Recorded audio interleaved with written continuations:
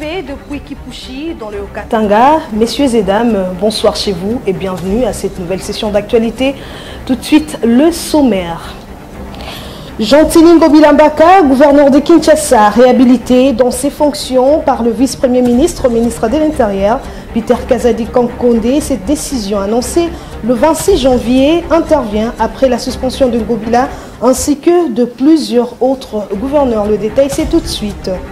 La 122e réunion du Conseil de ministres s'est tenue ce vendredi, présidée par le chef de l'État, Félix-Antoine Tshisekedi Tshilombo, à la cité de l'Union africaine. Une dernière rencontre de l'exécutif national dans sa configuration originelle de 59 membres. Seuls 59 membres de l'équipe de Sama Lukonde ne sont pas concernés par le mandat électif. Encore une fois, bonsoir chez vous. Eh bien, vendredi 27 janvier 2024, le vice-premier ministre en charge de l'Intérieur, Peter Kazadi Kankonde, signe un télégramme de réhabilitation de tout le gouverneur suspendu de suite de greffe de fraude retenue contre eux par la centrale électorale après publication de résultats des législatives de décembre dernier. Sentiment mitigé selon la population qui, d'une part, est surprise de cette levée de suspension, mais qui d'autre part salue la décision du VPM et de l'Intérieur. Suivez. La saga prend corps le samedi 11 janvier 2024, tard dans la soirée. Le télégramme du vice-premier ministre en charge de l'Intérieur tombe. Le 4 gouverneurs et un vice-gouverneur trempés dans la fraude électorale aux législatives sont suspendus après la levée de leurs immunités par leurs organes délibérants. Jean-Tiningo Bilambaka, patron de la ville-province de Kinshasa, n'en fait pas exception. Arrivé le 12 janvier, une démonstration de force du patron de l'ACP qui, tambour battant, fait irruption dans son bureau avec les honneurs d'un gouverneur, quoique suspendu. S'en suivra la clameur publique fustigeant ce que d'aucuns qualifient de défi contre Peter Kazadi. Jean-Tiningo Bilambaka va même convoquer la réunion de bourgmestres afin de préparer l'investiture du chef de l'État. Mais à la veille, il est commis à résidence surveillée et son vice-gouverneur assume son intérim. Pour bon nombre de Kinois, l'ère Ngobila est désormais tournée. Pourtant, le vendredi dernier, un autre télégramme signé Peter Kazadi va réhabiliter tous les suspendus et Jean-Tiningo Ngobila y compris pour préserver la tranquillité et la paix sociale. Mais toutefois, assène le même télégramme. Il demeure à la disposition de la justice. La question qui se pose est de savoir si le gouverneur réhabilité pourra encore tenir combien de temps de règne alors qu'ils sont dépourvus des immunités. What and see. Dans le même chapitre, la levée de mesures de suspension de gouverneur pour délinquance électorale a trouvé un sentiment mitigé pour les Kinois au sujet des Jean-Tiningo Bilambaka, dont une frange pense que la décision est opportune.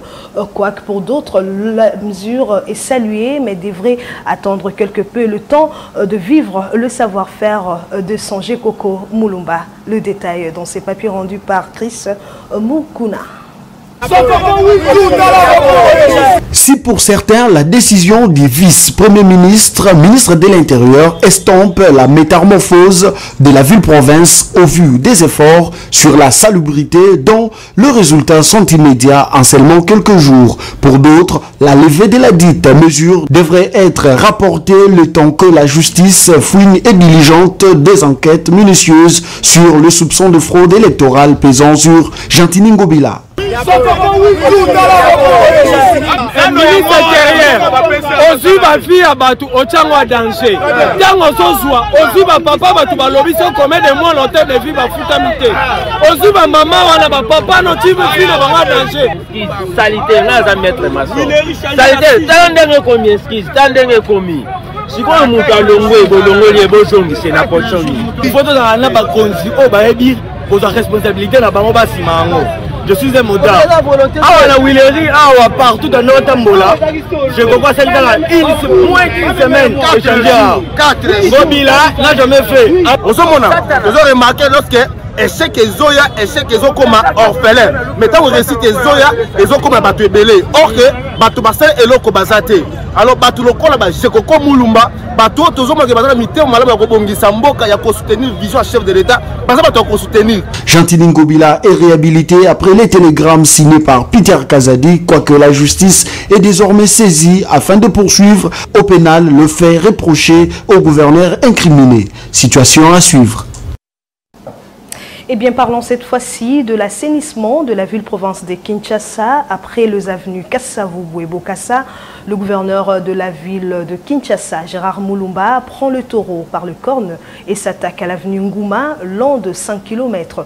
Le travail de réhabilitation de cette route qui part des Kitambo Magasin jusqu'à Mbinza Météo vont bon train, comme en témoigne ces constats faits sur terrain par nos reporters. Suivez. Longue de 5 km, l'avenue Ngouma qui part de la place de Kitambo Magasin jusqu'à l'entrée du quartier Mbinza Météo dans la commune de Ngalema a été longtemps abandonnée à son triste sort. Nid de poules, canalisation des eaux de pluie délabrées, bref, un état de délabrement très avancé qui occasionnait d'interminables embouteillages alors que ce tronçon compte parmi ses usagers des imminentes personnalités ayant jadis le pouvoir d'y remédier. C'est ainsi que, dès sa prise de fonction comme gouverneur ad interim, Gérard Mulumba Kongolo en Kongolo a décidé de prendre le taureau par les cornes, et cela dans la grande satisfaction de la population qui a souhaité voir ces travaux de réhabilitation des routes existantes s'étendre sur toute l'étendue de la capitale afin de soulager, tant soit peu, la circulation routière. Des années et des années. Je suis là pour féliciter un peu les actions du nouveau gouverneur, bien qu'il assume l'intérim. Nous avons besoin de gens qui travaillent. Parce que l'ancien, il est quelque part là-bas, non? Il passait chaque jour par ici. Il n'a jamais fait quelque chose. Donc nous félicitons le nouveau gouverneur. Tout ça, bien sûr, ça perturbe les transports, mais c'est à notre avantage. Quand on va arranger là, ça sera pour notre avantage. Nous félicitons, nous l'encourageons, qu'il ne commence pas pour ne pas terminer. Il commence, il doit absolument terminer et nous allons acclamer davantage. De l'avis des ingénieurs de l'entreprise Aaron Sefou et AS, qui travaillent d'arrache-pied sur instruction du patron de la ville de Kinshasa, Gérard Mulumba, ces travaux de réhabilitation consistent à refaire partiellement la chaussée et les caniveaux endommagés. En dehors de la réparation de ces caniveaux, aussi s'attelleront-ils à construire une autre canalisation pour la prise en charge des eaux de pluie abondantes jusqu'au niveau de la rivière Mapenza, à la hauteur de l'entrée du quartier Montfleury. Ces travaux consisteront également à identifier toutes les malfaçons possibles et trouver des solutions correspondantes au niveau des problèmes dénichés. 10 chantiers sont ouverts sur les 5 km, dont chacun est supervisé par un chef de chantier en vue d'assurer un suivi pouvant permettre le respect des normes. Il faut souligner qu'en certains endroits, il y aura des réparations complètes alors qu'ailleurs, ce sera partiel. Restons toujours à Kinshasa. Eh bien, le trottoir, lieu public, brille par une insalubrité sans nom. Les arrêts de bus et parcelles pour piétons s'érigent en caverne de malfrats et désavreux depuis des listres en dépit de programmes de salubrité dont Kinshasa Bopeto et Kin propre. Eh bien, votre rédaction est descendue dans le commune de Limete et Limba pour faire le constat. Suivez. De Kinshasa Label en passant par Kin Propre pour finir par Kinshasa Bopeto. Aucun programme de salubrité n'est réussi à faire luire la ville capitale Kinshasa. Carrefour, trottoirs, bifurcations et passerelles pour piétons n'ont pas seulement se muant en caverne des délinquants juvéniles et des œuvreux, principaux vecteurs de l'insécurité dans la capitale, mais aussi juste dans l'abandon total et la crasse aux grandes dames de la population censée vivre dans la salubrité. Dans la commune de Lemba, les carrefours super est un parfait exemple avec un manque d'entretien criant, déclarent les témoins trouvés sur place, mais qui ont requis l'anonymat. Les arrêts de bus refoulent une pointeur insupportable, conséquence de manque de toilettes publiques aux autorités de résorber la question. comme souvent basheke kosuma na bare ça na motele pe ba mingi ba yiko ba opala ba kofana ba reko parce que ba kwai ba kofana na bare ko fana rebo aya ko tolo telefone kini ko fana rebo ba suma ba nye ba ni propriété ça que là ba di ko fana ko sala awa sala ha to chap propriété awa ko ko chap propriété na tongo pe ko komoli propriété mo nécessite mo déjà propriété par rapport à bare sur le tamoli pour moi la différence par rapport à bare plus ba propriété de fana awa parce que moi la propriété plus la sécurité pour moi la tongo jusqu'à 18h moi la ba fana ayo solo la ba mo la bare. Les attentes de la population, insatiables depuis des lustres, trouveront-elles réponse avec l'avènement du nouveau locataire de l'hôtel des villes? La question reste posée. Poursuivons ces journaux par ce communiqué du commerce extérieur concernant l'interdiction de la consommation de la viande de volaille provenant de la Pologne après enquête des inspecteurs du ministère ayant constaté la décomposition de la dite viande. Le précision dans cette lecture faite par Fabien Cepela. Mais référant à la lettre de la délégation de l'Union européenne référence PK/PKA AR 2024.64590 du 5 janvier 2024 portant notification de la Direction générale de la santé alimentaire RASEF relative à l'alerte du système d'alerte notification 2023.8072 Salmonella enteritidis in poultry meat frozen from Poland via Netherlands du 6 décembre 2023, faisant état de l'expédition à destination de la République démocratique du Congo dans l'eau numéro 191/3/23 de la viande de volaille congelée livrée à Kinshasa par la société Cedrob SA, entre parenthèses Pologne, à la société Congo Advanced Business Sarlu RD Congo en novembre 2023. Considérant les risques sanitaires et les dangers que représente la consommation de ces produits sur la santé humaine, les ministres du Commerce extérieur, se référant aux prérogatives lui dévolues par la loi numéro 73-009-1973, dite particulière sur le commerce, tel que modifié et complété à ce jour en ses articles 11 et 13 à l'ordonnance numéro 22/003 du 7 janvier 2022 fixant les attributions de ministres et après avis du comité interministériel des mesures sanitaires et phytosanitaires rend public les mesures préventives urgentes suivantes. L'interdiction formelle de toute commercialisation, circulation et consommation sur toute l'étendue de la République démocratique du Congo du lot numéro 191/03/23 de la viande de volaille congelée en provenance de Pologne via le Pays-Bas. 2. L'instruction à tous les services opérant aux frontières de consigner toute gargaison contenant ces produits. 3. L'instruction aux services habilités à procéder au retrait du marché et à la destruction de 10 produits dans le respect strict des normes. 4. Le secrétaire général au commerce extérieur, à l'économie nationale et à l'agriculture et à la santé publique, le commissaire général de la police nationale congolaise, le directeur général de l'office congolaise de contrôle ainsi que celui des douanes et assises sont priés chacun en ce qui les concerne de l'exécution de ces mesures. C'est signé fait à Kinshasa le 15 janvier 2024, Jean-Lucien Boussa Tomba signe ce présent communiqué. Parlons institution cette fois-ci, eh bien, je les ai dit au sommaire que le chef de l'État, Félix-Antoine Tshisekedi Tshilombo, a présidé le 122e Conseil de ministres qui s'annonce comme la dernière dans la configuration actuelle de 59 membres. Le détail dans ses commentaires signés Merveille Mpoyi.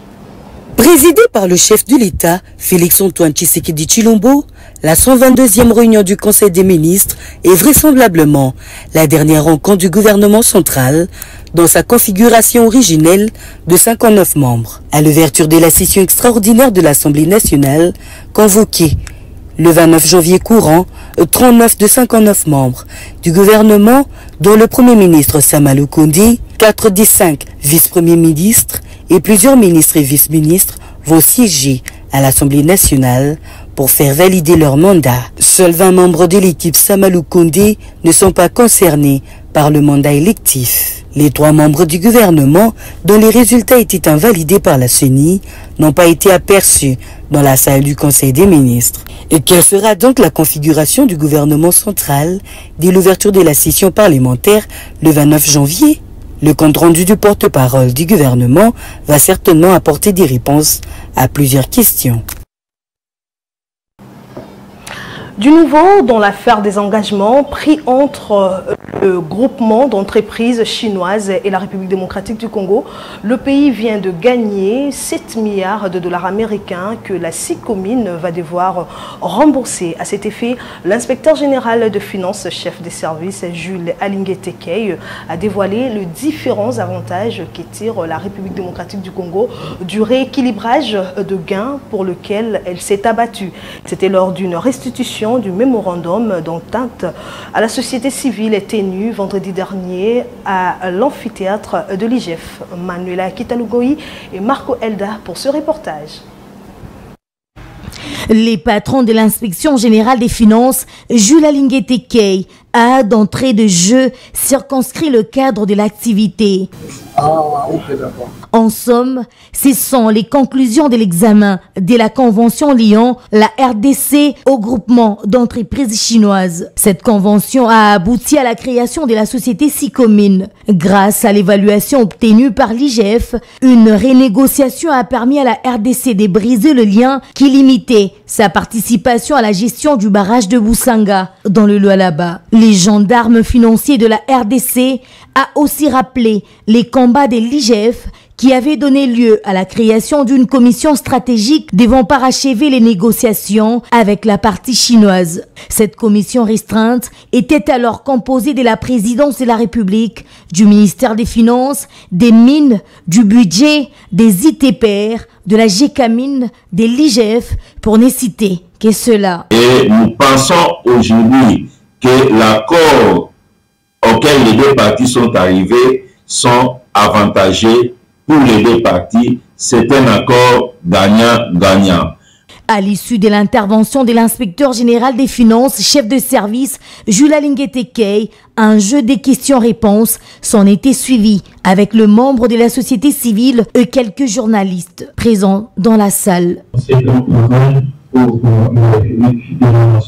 Au sortir de l'audience, Jules Alingué-Tekei a résumé à la presse les résultats obtenus de son combat comme une volonté du président de la République à placer les intérêts du Congo avant toute chose. Comme un mémorandum d'entente venait d'être signé, donc il était de notre devoir de revenir avec la société civile pour donner les grands points de ces mémorandums d'attente. Globalement, comme ça a été dit, et comme son Excellence Monsieur le Président de la République, chef de l'État, l'avait déjà annoncé, la République démocratique du Congo va bénéficier de 7 milliards de dollars américains en investissement d'infrastructures, ce qui permettra un désenclavement total de beaucoup de provinces dans notre pays. Quant au président d'ODEP, Philémon Mouteba, ayant pris part à la dite rencontre, les négociations entre la SICOMIN et la RDC méritent également l'accompagnement de la société civile pour des résultats effectifs. La grande société civile, ça a été fait. Maintenant, nous allons continuer à accompagner tous les résultats obtenus pour qu'ils soient effectifs. Pour rappel, la République démocratique du Congo bénéficiera de 7 milliards de dollars américains en investissement des infrastructures afin de permettre le désenclavement de plusieurs provinces. Autre Autre chose à présent, Augustin Kabouya Chilumba s'est enregistré auprès de services administratifs de la Chambre basse du Parlement en marge de la convocation de la session extraordinaire prévue ce lundi 29 janvier au Parlement. Les us et coutumes du Parlement recommandent aux nouveaux élus de se faire enregistrer aux services attirés, un principe respecté par le député national de la circonscription électorale de Moamba et patron de l'UDPS, Tshisekedi. Allez, Kalondanjate. Élu député national dans la circonscription électorale de Moamba, le secrétaire général de l'UDPS, honorable Augustin Kabouya, s'est fait enregistrer ce vendredi 26 janvier auprès des services administratifs de l'Assemblée nationale. Il s'agit d'un exercice recommandé par la coutume parlementaire en prélude de la convocation de la session extraordinaire de la nouvelle législature qui sera présidée par le secrétaire général de cette institution.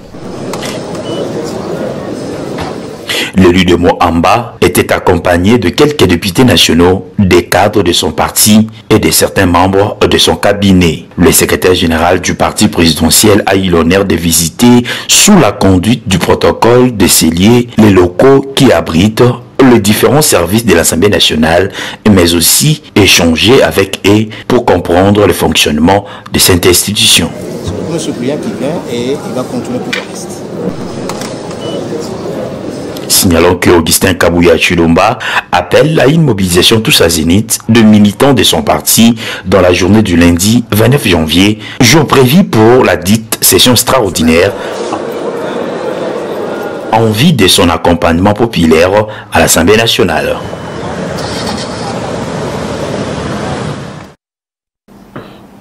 Quittons Kinshasa pour se rendre à Nuturi pour parler de projet de la modernisation de la ville de Bunia qui évolue, allais-je dire, à grande vitesse. C'était un constat du gouverneur militaire de la dite province, le général Johnny Lubuya Kachama, après sa visite d'inspection effectuée vendredi 26 janvier dernier. L'autorité provinciale a félicité l'entreprise Mongabon pour le travail abattu, conformément à la vision du chef de l'État, Félix-Antoine Tshisekedi Tshilombo. Suivez. Bunia, toujours les viseurs du président de la République Félix-Antoine Tshisekedi Tshilombo, cette ville, longtemps abandonnée à son propre triste sort, est en train de se métamorphoser du jour au lendemain grâce à la volonté du pouvoir en place. 20 km d'asphaltage inspectés vendredi 26 janvier dernier par les gouverneurs militaires de la province de l'Ituri. Du rond-point També à la rivière Kanyasi, en passant par le rond-point Athénié, Pont Mouchanga, les marchés Sayo, les boulevards, les Mbabo, les marchés centrales, pour chuter à l'aéroport national Molongo de Bunia. Le numéro 1 de l'Ituri, satisfait de l'évolution de ces travaux, n'a pas manqué de rendre des vibrants hommages au chef de l'État, Félix-Antoine Tshisekedi Tshilombo, faisant de la province de l'Ituri l'une de ses priorités. Le commandant suprême, le président de la République, avait commencé à rénover cette ville. En plus de la rénover, mais moderniser, aussi de refaire même cet aéroport. Et donc c'est pas à cause des élections que tout allait s'arrêter. Donc nous sommes dans la continuité des services publics et tout. Nous sommes descendus encore sur terrain pour une inspection. Nous sommes allés voir d'abord les routes qui sont en train d'être refaites, asphaltées, et pour terminer ici à l'aéroport, on est en train de construire aussi un aéroport moderne. Ce projet est un ouf de soulagement pour la population de cette contrée du pays qui a longtemps souffert des routes poussiéreuses, telles que l'a évoqué ici l'un des habitants de la ville de Bunia. Nous jetons des fleurs pour l'asphalte et nous remercions les chefs de l'État et les gouverneurs militaires. Nous les félicitons beaucoup car il y avait beaucoup de poussière ici. Les femmes vendeuses au restaurant et ceux des boutiques souffraient tellement de la poussière. En guise de rappel, la province de l'Ituri est sous état de siège depuis 2021 et a pris une lancée significative des développements et de la restauration de l'autorité de l'État grâce à la vision du chef de l'État, Félix-Antoine Tshisekedi Tshilombo, matérialisée par le gouverneur militaire, le lieutenant général Johnny Lubuya Kachama. Pour ce qui concerne la situation sécuritaire dans le Nord Kivu, retenez que au total 54 terroristes islamistes MTM, en majorité de jeunes filles, ont été échangés officiellement entre le désarmé, à savoir FARDC, UPDF, engagés dans les opérations Soudara dans la région des Béni en province du Nord Kivu. La cérémonie officielle a eu lieu vendredi 26 janvier dernier dans la cité de Kassindi. Manuela Kitanungoyi dans ses reportages.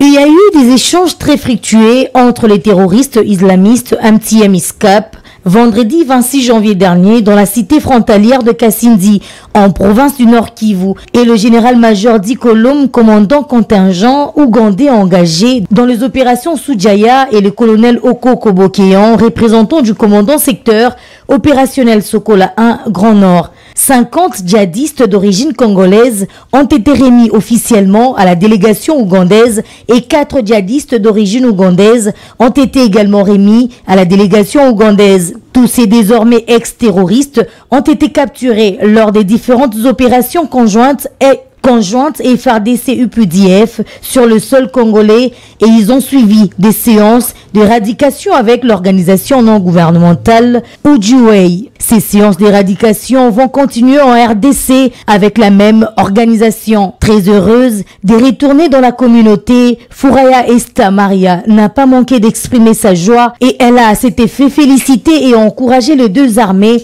pour les travaux abattus. On vit paisiblement alors que nous passions de moments très difficiles. Nous étions comparables à des animaux. Mais maintenant, nous mangeons normalement. Nous humons l'air frais. Ougandais et Congolais, on vit paisiblement. Continuez à travailler de la sorte. L'on note que, selon les deux commandants, ces ex-djihadistes capturés sur le champ de bataille pour les deux armées constituent une énième preuve tangible que le travail dans cette zone de Béni évolue très bien. Page noire en culture, c'est ce vendredi 26 janvier 2024 que votre rédaction a appris de sources familiales le décès à Kinshasa de l'artiste musicien Edmond Langu Massima, alias Chaka Congo, coordonnateur de l'ASBL, artiste en danger, et ce par la bouche de sa fille aînée Margot Landou, qu'il a annoncé sur la page Facebook. Notez que le défunt était malade et hospitalisé dans un centre de santé de la place où il était hospitalisé depuis des semaines. Que son âme repose en paix. Eh bien, je vous prie donc de suivre cet extrait choisi de l'artiste.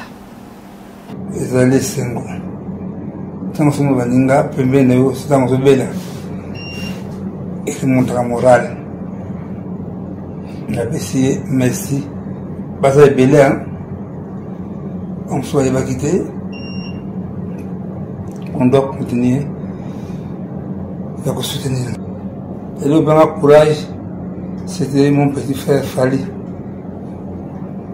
On a essayé, il m'a beaucoup soutenu ce jour-là. Fali, en tout cas, merci. On dit qu'on va Fali en haut. On a tenu des messages. Oh, qui vient, on a soutenu de la Yombongo. Alors, Tinda Moutoumon a au banque qui a boulevard côté à Vodacom, aussi que à Luka Gloire. Tinda Moutoumon a qui n'est pas au banque, mon ira au banque où ils allaient en face, il y a na boulevard où on a net à Vokoma, gare centrale là. Gare banque à côté à Vodacom, na boulevard Kaka. Et bon, banque et Kangi à 12h. Donc, on a repéré sa numéro, non pas Moutoumou au Benga. Comme ça, bon, au monde qui est. Voilà, vous fallait. Mais c'est Fali. Vous allez, Ndako Moko. On va bien à Ndako très dangereux. L'hôpital à Ndako. Réanimation. Ah ouais. Sous Bimia. Ok, chambre, ok, morgue. Ils ont dansé là, il va prier, ils ont cassé. Découvrir, il y a des cailloux. Les cailloux là, il y a un moment où tu es boumaka. Tu as besoin de toi, Moudon alali kaka bolingo moko akufridi ngai soki nazala tongo naozala souté. C'est là les 7000 cailloux. Si on va éliminer déjà 3500, je prends les 3500 éliminer. Nous allons continuer pour éliminer les cailloux. Naïlo ozo mona oyo vraiment tonga oyo côté ba pongo ça na ba caillou na mo bloqué moi oxygène de qualité.